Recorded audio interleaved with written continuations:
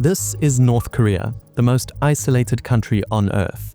They trade with almost no one, while sanctioned by almost everyone. They let virtually zero tourists in, and their state ideology, Juche, emphasizes absolute self-reliance. Yet, in 2024, North Korea's economy grew almost 4%, its fastest pace since 2016. It was the second straight year of massive growth for the country, ranked last for economic freedom. So how is this possible? How is a country with such insane restrictions growing, let alone surviving? Well, impressively, North Korea's been pulling off feats like this for decades. It's part of a strategy that's helped it outlast impossible odds. And to understand how that strategy still shapes its economy today, we need to go back to the very beginning of its existence. Tuesday, August 14th, the fateful news is flashed. In 1945, after Japan's defeat in World War II, Korea was split in two. The Soviet Union occupied the north and the United States the south. In the chaos that followed, a young guerrilla fighter named Kim Il-sung was handpicked by the Soviets to lead the client state. He had been a leading guerrilla fighter for the Chinese Communist Party against the Japanese in the 1930s, before becoming a captain in the Soviet Red Army during World War II against the same enemy. And now he found himself backed by Moscow with full support. With Soviet money, weapons, and political backing, Kim Il-sung built the foundations of a new communist state.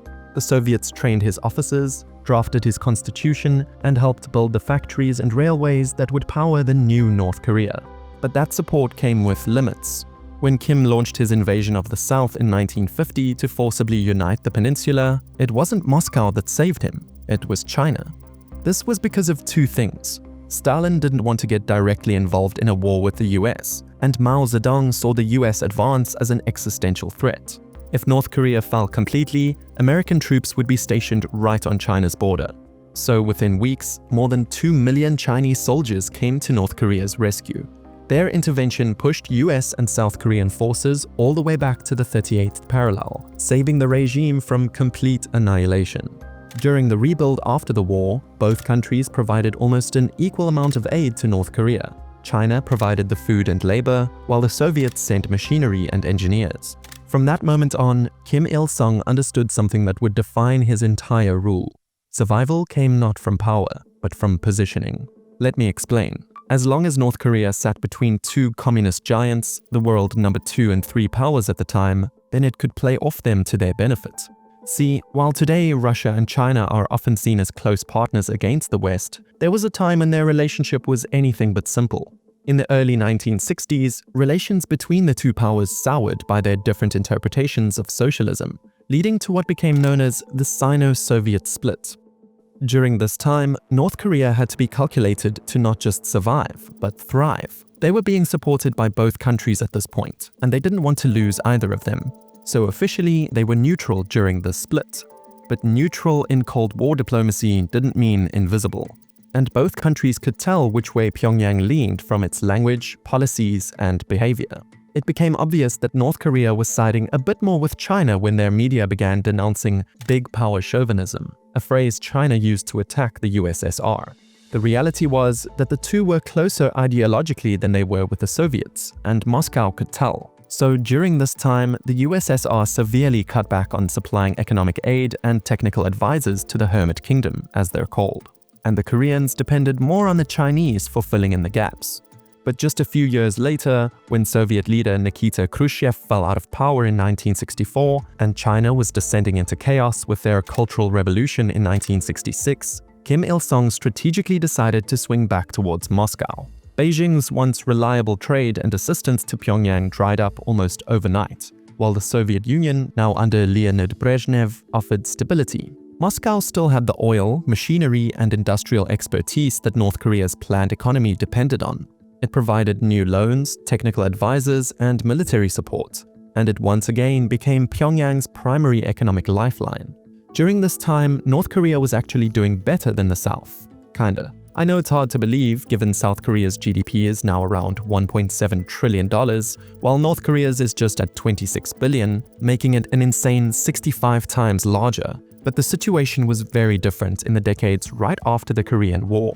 Back then, North Korea had a stronger, wealthier, and more industrialized economy, largely because of this aid. It was only by the mid-1970s when South Korea's GDP overtook the North's. Nowhere is this clearer than in the next part of this story. As the Soviet Union was getting weaker and weaker in the lead up to its collapse, they started to scale back what is known as the Friendship Prices Program in 1988. This was a program that allowed states within their sphere of influence to purchase commodities at a fraction of their actual cost on the world market.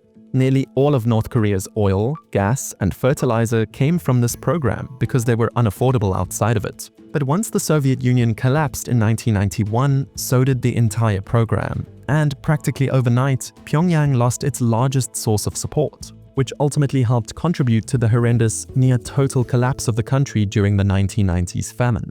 There were anywhere between 500,000 to 3 million deaths within just 5 years, which is massive in a population of just 22 million at the time. It was during this time that their largest source of aid actually came from the United States, despite being rivals. As we get into the 2000s, we see North Korea shift once again, this time back to the Chinese side. The post-Soviet Russia dramatically shifted its foreign policy. It had recognized South Korea in 1990, even before the USSR fully dissolved. They cut off almost all aid to the North, and as a result, North Korea shifted back its lifeline to China, as it was the last socialist ally standing willing to support it. Because remember, to China, North Korea is a geopolitical shield, creating depth between China and US forces in South Korea and Japan. If the North collapsed, the Korean peninsula could reunify under Seoul, bringing Western influence directly to their border. The 2010s saw North Korea re-engage with Moscow to restore balance, since they were worried they were becoming too reliant on China.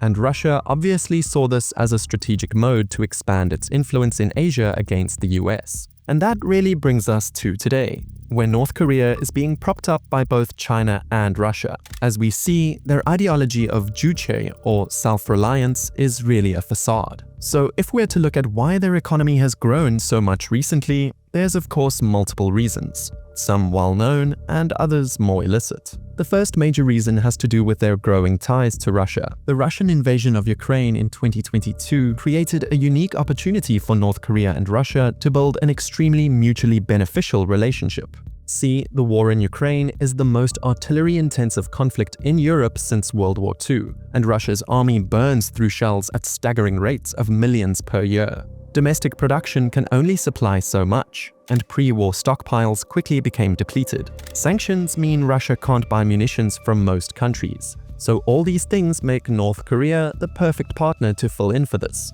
Meanwhile, for North Korea, it's just as important, if not more. By inserting itself into a global crisis, it makes Kim Jong-un a more important geopolitical player, something he craves as an international bargaining power against the West with their sanctions. Speaking of sanctions, before the war and honestly still even now, North Korea has been extremely dependent on China. They've accounted for 98.3% of their official trade with the outside world in 2023. So by deepening ties with Russia, it gives them more maneuvering room. They're getting access to Russian military technology, global currencies, food supplies, fuel and oil, all these things that help stabilize the country. And more militarily, the Ukraine war gives Pyongyang the chance to test their own military weapons under real combat conditions, something no military exercise can replicate. According to numerous intelligence reports, North Korea has shipped $10 billion in arms to Russia in the form of millions of artillery and mortar shells, and hundreds of ballistic missiles, along with at least 10,000 troops to fight. Meanwhile, they've generated over $20 billion through its involvement in the war, given the impact it's had on many industries. In 2024, the heavy chemical sector soared 10.7%, the highest rate since records began. The mining sector grew by 8.8%, the biggest gain since 1999. Another major factor in North Korea's recent economic growth goes back to January 2024, when the government announced a program, 20x10 Regional Development Policy, a 10-year program to construct new light industry factories in 20 counties and cities each year.